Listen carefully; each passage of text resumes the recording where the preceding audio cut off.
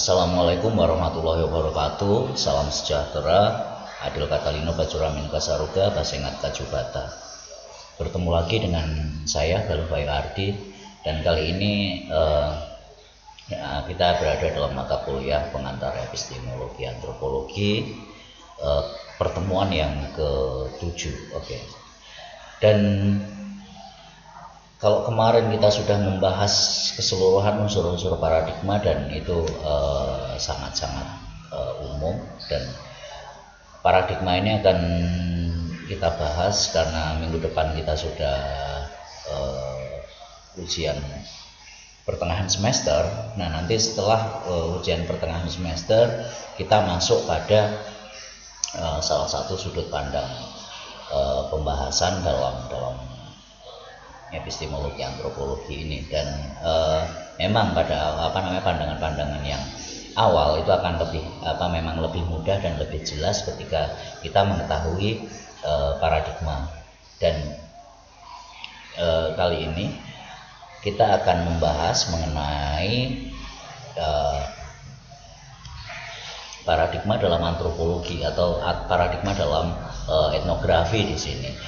Dan ini semua jadi dalam salah satu sudut pandang lain. Nanti berikutnya akan ada kita memandang itu sebagai epistemologi yang merupakan bagian dari filsafat ilmu, dan dimaksudkan mempelajari epistemologi tersebut supaya ketika kita mengkaji ini tidak hanya praktis saja, ketika hanya sekedar untuk membuat sebuah proyek atau segala macam tujuan-tujuan praktis, tapi demi pengembangan teori-teori atau paradigma-paradigma antropologi yang berikutnya, kita memang harus masuk ke epistemologi antropologi. Untuk jelasnya bagaimana, kita coba simak perlahan-lahan dan kita ulang secara singkat, walaupun nanti waktunya jauh lebih, durasinya ini akan lebih panjang dari pertemuan atau video-video mata kuliah yang sebelumnya.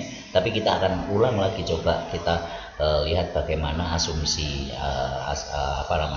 kita ingat asumsi lagi, value, lalu kemudian value atau ethos, lalu kita lihat lagi dalam itu model sampai akhirnya terwujud sebuah representasi atau terwujudnya sebuah etnografi atau karya antropologis dengan pada saat kita melakukan atau menyusun etnografi, baik itu dalam wujud terutama nanti ini memang dalam wujud karya ilmiah seperti misalnya skripsi dan lain sebagainya. Mari kita mulai untuk melihat ini. Jadi paradigma dalam antropologi, kita mengingat lagi sebelum kita nantinya UAS. Terlalu kecil ya. Kita coba lihat dengan seperti ini saja. Mungkin gambarnya sangat kabur.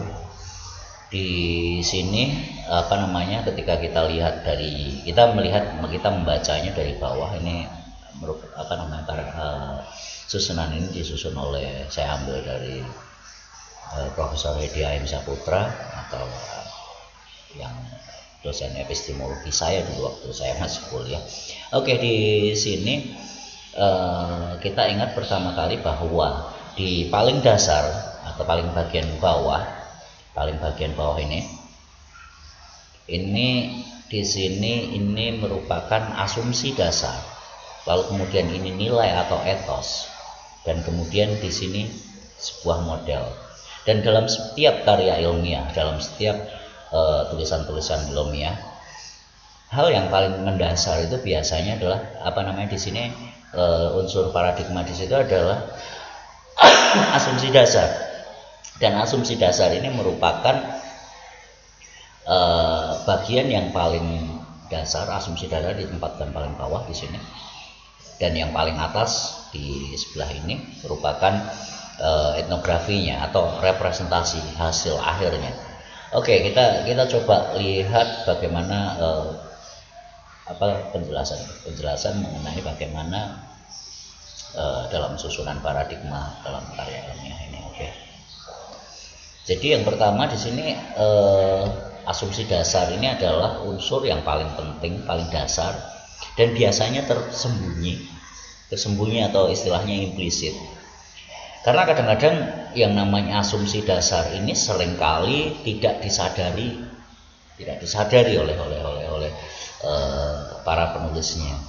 Ini biasanya muncul ketika muncul dalam pendahuluannya, dalam sebuah pendahuluannya, arah-arahnya mau kemana, yang nanti akhirnya akan dirumuskan dalam sebuah masalah. Di sini ada asumsi dasar, lalu kemudian dalam asumsi dasar di sini ada nilai-nilainya tentang nanti dalam tulisan dalam sebuah karya etnografi ini sesuatu yang baik atau akan ditampilkan bahwa apa nanti sarannya atau nilai-nilai yang ada di sana, sebaiknya seperti apa, dan ini tentu saja tergantung asumsi dasarnya dan kemudian akhirnya menggunakan model seperti apa. Oke. Ini mungkin salah satu contohnya dalam pendekatan positivistik yang masih banyak digunakan di lingkungan akademis kita hari ini. Jadi asumsi dasarnya misalnya sebuah masyarakat itu seperti organisme. Taruhlah seperti manusia. Dalam masyarakat itu ada nanti akhirnya di asumsi dasarnya masyarakat itu seperti organisme. Lalu kemudian modelnya, misalnya model dari masyarakat itu seperti atau semacam analogi itu seperti manusia yang punya kepala, punya tangan, punya badan, punya kaki, punya organ-organ tubuh. Lalu kemudian di sana masing-masing dari anggota masyarakat yang tadi misalnya seorang kepala suku atau kepala desa itu adalah kepalanya, lalu di para penasihatnya itu adalah ibaratnya otak atau pikirannya, lalu misalnya siapa tangan kanannya, lalu kemudian apa yang memberi dorongan, nah misalnya seperti itu menjadi modelnya. Lalu kemudian ini asumsi dasarnya, misalnya dalam sebuah masyarakat itu terjadi sebuah keseimbangan. Ketika terjadi ketidakseimbangan, maka seperti tubuh, misalnya ada tubuh yang terluka, metabolisme tubuh itu akan menyembuhkan luka tersebut untuk kembali menjadi sehat atau seimbang. Nah, asumsi seperti ini bisa disadari, bisa tidak, dan biasanya dalam setiap tulisan, dalam tulisan-tulisan tersebut ini merupakan sesuatu yang memang seringkali tidak nampak dan sangat-sangat implisit, tidak disebutkan bahwa asumsinya adalah ini, lalu kemudian modelnya dengan seperti ini. Tapi untuk beberapa tulisan yang sekarang mungkin banyak yang menyebutkan itu menjadi dalam buku-buku biasanya. Tapi kalau dalam karya ilmiah itu tidak muncul. Baru kemudian ini ya, bahkan di sini dikatakan bahwa seorang ilmuwan baik yang akan selalu tahu dan sadar tentang nilai-nilai keilmuan yang diikuti dan setiap kegiatan ilmiah umumnya cukup mengetahui nilai-nilai universal dalam kegiatan yang ini dikatakan semacam syarat-syarat ilmiah itu apakah harus universal, lalu kemudian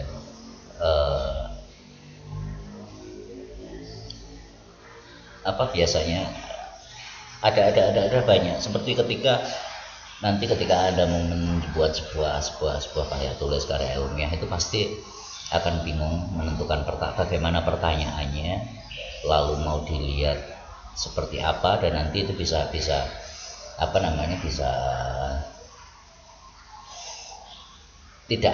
kadang-kadang tidak akan disadari sebelum Anda konsultasi dengan dosen, ngobrol dengan teman-teman dan lain sebagainya.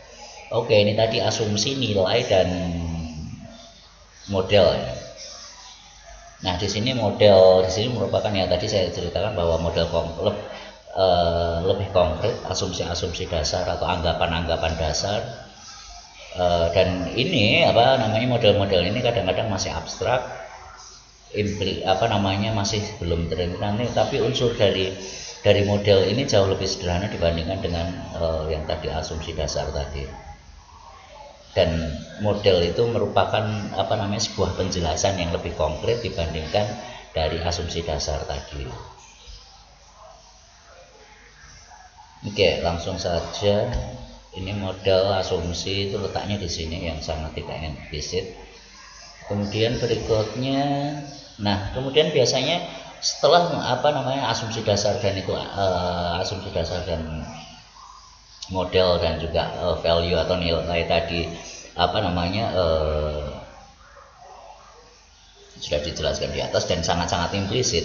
Nah, di sini kemudian muncul dan biasanya ini paling sering dimunculkan masalah-masalah yang ingin diteliti. Jadi kalau dalam tulisan itu ada permasalahan yang dinyatakan biasanya dalam bentuk pertanyaan atau bentuknya hipotesa untuk membuktikan jika ini maka seperti ini, lalu kemudian dan di sini harus eksplisit karena ini juga dikomunikasikan secara langsung. Oh ya, tadi tentang yang implisit itu di sana itu tergantung juga ideologi peneliti, anggapan peneliti atau sebuah nilai-nilai atau ya mungkin pada semacam level keimanan keilmuannya itu tadi ada di asumsi dasar, nilai dan juga model itu tadi. Dan itu kadang-kadang memang hal yang sulit untuk dilihat dan sulit untuk dirubah juga ketika pemikiran itu kurang terbuka. Jadi sehingga ya itu aja ya asumsi dasarnya itu seperti itu. Misalnya apakah berdasarkan moralitas, apakah berdasarkan religius, apakah dia mungkin basis material dan lain sebagainya, kiri sekali atau kanan sekali, mendasar sekali atau praktis sekali, ideal sekali. Nah itu ada ya di Inggris tadi. Nah kemudian setelah sebuah permasalahan yang dinyatakan, permasalahan atau mungkin hipotesis, kemudian muncul sebuah konsep-konsep pokok. Ini kadang-kadang ada istilahnya definisi operasional, lalu kemudian konsep-konsep ini nanti berikutnya akan jauh lebih konkret dan eksplisit, terlihat nyata, bahkan kadang-kadang digambarkan sebagai flowchart, peta konsep atau atau diagram alir. Nah itu biasanya akan ada banyak dari konsep di sana yang kemudian itu disusun dalam sebuah hubungan antar konsepnya itu disusun dalam sebuah ya seperti sebuah gambar ini, seperti ini ada diagram alir seperti ini. Kerangka apa yang dipikirkan itu dijabarkan secara konkret dan dijelaskan. Dan di sini konsep-konsep ini memang bersifat implisit dan disadari, diketahui, walaupun di sini walaupun kadang-kadang tidak dimengerti dengan baik segala macam implikasi metodologinya, karena nanti ini akan menentukan ketika permasalahan dan konsep yang digunakan ini nanti akan menentukan metode apa yang akan digunakan atau istilahnya metodologi. Kalau metode itu adalah cara pengumpulan data, kalau metodologi itu mulai dari asumsi dasarnya apa kemudian modelnya apa, lalu pertanyaan apa, sampai ke nanti hasil analisis itu serangkaian metodologi. Nah di sini ketika konsep-konsep ini sudah jelas,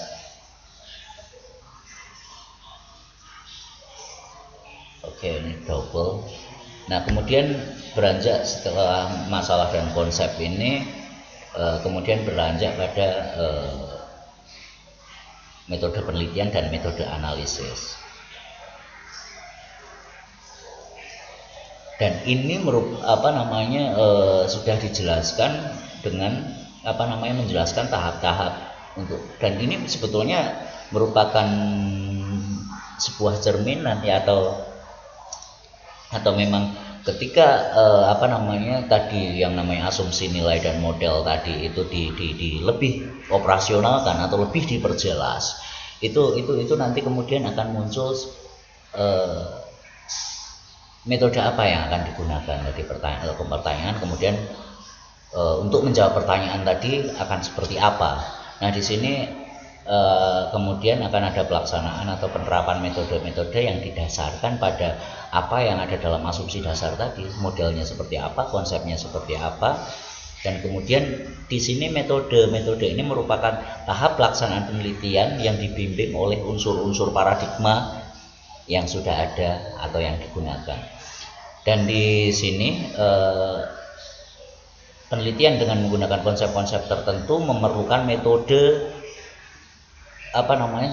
ketika konsepnya berbeda, asumsinya berbeda, itu pastinya memerlukan metode yang berbeda pula. Jadi ada sesuatu metode yang kadang-kadang cocok, kadang-kadang tidak cocok, dan apalagi ketika menggunakan konsep-konsep yang lain.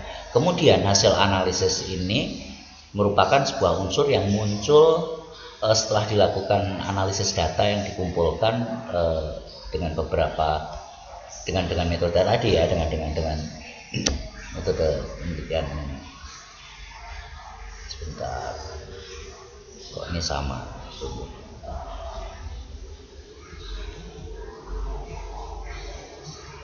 Maaf, ini tadi belum diedit. Nah itu pada dasarnya itu. Jadi kemudian di sini ada masalah yang ingin diteliti, konsep-konsepnya, metode penelitian. Kemudian setelah data dikumpulkan, dianalisis. Setelah dianalisis kemudian muncul hasil analisis. Nah hasil analisis ini seringkali hasil analisis bisa dinyatakan sebuah teori atau tidak. Lalu kemudian karya etnografi. Nah teori di dalam antropologi ini mungkin sangat-sangat berbeda, tidak seperti halnya yang terjadi pada ilmu-ilmu lain seperti ilmu alam, ilmu alam dan ilmu matematika, ataupun ilmu-ilmu sosial yang masih positivistik, yang masih berpatokan bahwa ilmiah itu harus universal, harus teruji dan lain sebagainya. Tapi teori kalau untuk dalam antropologi ini teori yang dikeluarkan bukan oleh seorang antropolognya, teori yang muncul dari pandangan-pandangan masyarakat terhadap dunianya, dan maka dari itu outputnya nanti etnografi, bukan sebuah teori dalam arti yang akan digunakan dan akan universal, tapi setiap kasus, setiap masyarakat, setiap peneliti itu nanti masyarakat yang diteliti, bahkan ketika waktunya berbeda, teori yang muncul dari masyarakat tersebut atau native point of view yang dirumuskan oleh seorang antropolog itu akan sangat kaya, masing-masing akan berbeda. Hanya saja nanti itu dapat diterima atau tidak, masuk akal atau tidak. Oke, berikutnya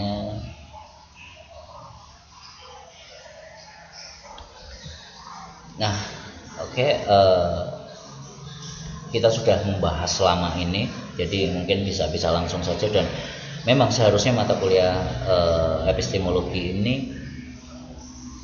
seharusnya Anda sudah pernah mengambil metode penelitian, semua sejarah teori sudah Anda ambil semua, tapi tidak apa-apa, Anda paham lebih awal, dan semoga nanti seiring dengan Anda mengambil mata kuliah lain, epistemologi antropologi ini mulai dipahami perlahan-lahan. Karena mengapa? Karena nanti dalam ini kita mempelajari tentang paradigma, dan yang namanya paradigma itu paling tidak ada 15 di sini. Cuma di sini view-nya mungkin saya coba untuk untuk cek lagi. Ini nampaknya di slide yang belum saya edit. Jadi tunggu dulu.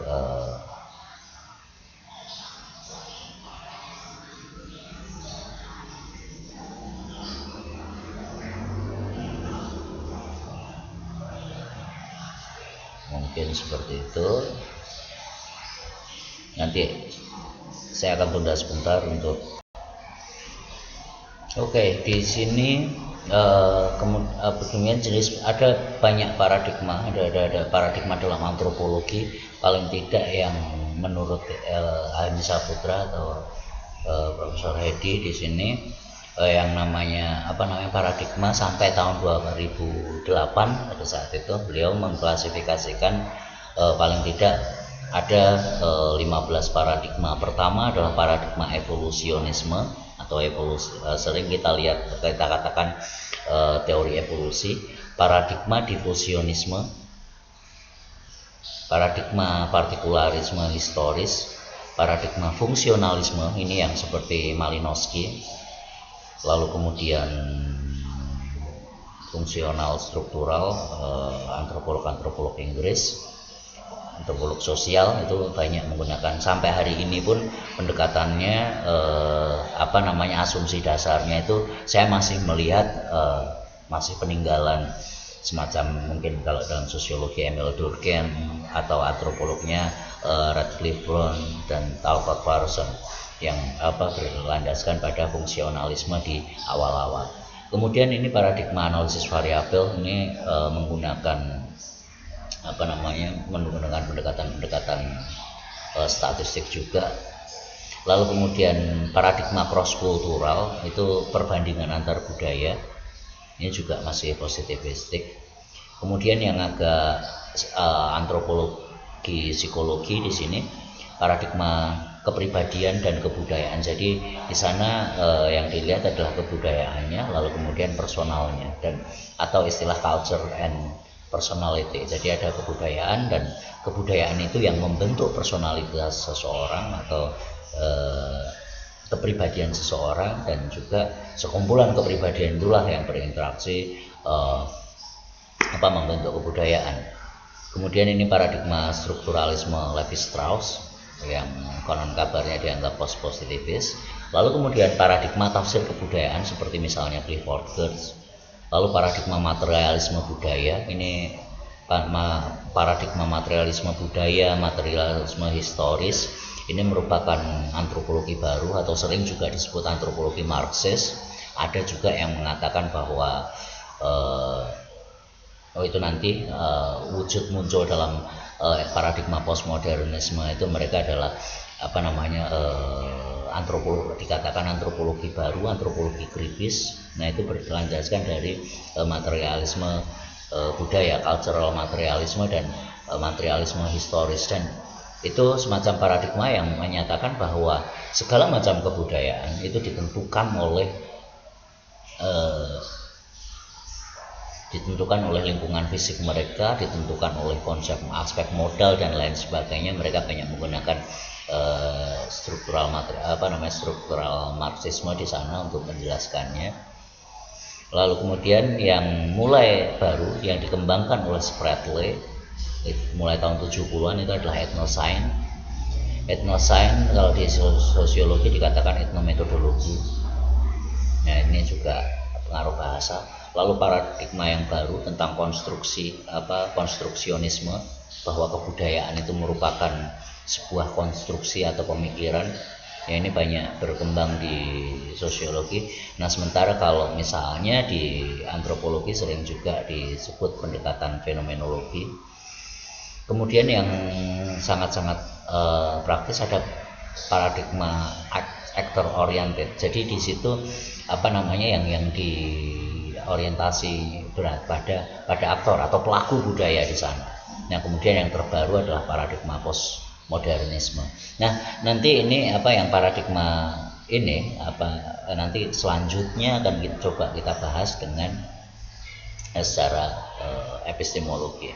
Jadi kalau yang klasifikasi paradigma ini ditentukan oleh asumsi dasarnya, modelnya, masalah penelitian yang akan diteliti, dan juga konsepnya. Jadi belum tentu paradigma ini atau teori ini sesuai dengan permasalahan penelitian kita. Ada permasalahan penelitian tertentu itu cocoknya menggunakan evolusionisme. Di sini yang ada pendekatan kajian sejarah, misalnya evolusionisme, diffusionisme, lalu kemudian yang sangat-sangat terikat pada waktu dan lain sebagainya. Yang kaitannya dengan budaya, sedikit mengenai budaya, simbolisme. Di sini adalah tafsir kebudayaan. Lalu kemudian konstruksionisme itu juga padat akan tanda dan simbol. Dan postmodernisme ini yang sering juga merupakan oposisinya dari konstruksionisme. Jadi istilahnya ada istilah dekonstruksi dan lain sebagainya. Oke, ini untuk sampai di sini. Ini nanti sampai untuk. Nah, setelah UTS nanti, setelah ujian tengah semester nanti, kita melihat semua paradigma ini dari sisi epistemologi. Mengenai epistemologi itu apa? Nanti epistemologi apa itu nanti bisa kita lanjutkan pada pertemuan setelah UTS. Dan ya, kita akan membahas hampir seperti secara teori antropologi, hanya saja kita membahasnya secara epistemologinya. Kita tidak, ya kita membahas lingkup waktu, tapi kita akan lebih membahas bagaimana semacam paradigma atau pendekatan-pendekatannya secara epistemologis semuanya itu muncul. Dan semoga bisa selesai mengenai mulai dari paradigma evolusionisme sampai paradigma yang postmodernisme. Dan ini tidak mudah, tapi nanti kita akan belajar bersama-sama. Oke, saya cukupkan sekian, dan ini hampir setengah jam, dan nanti UTS akan kita bicarakan di WhatsApp akan seperti apa. Dan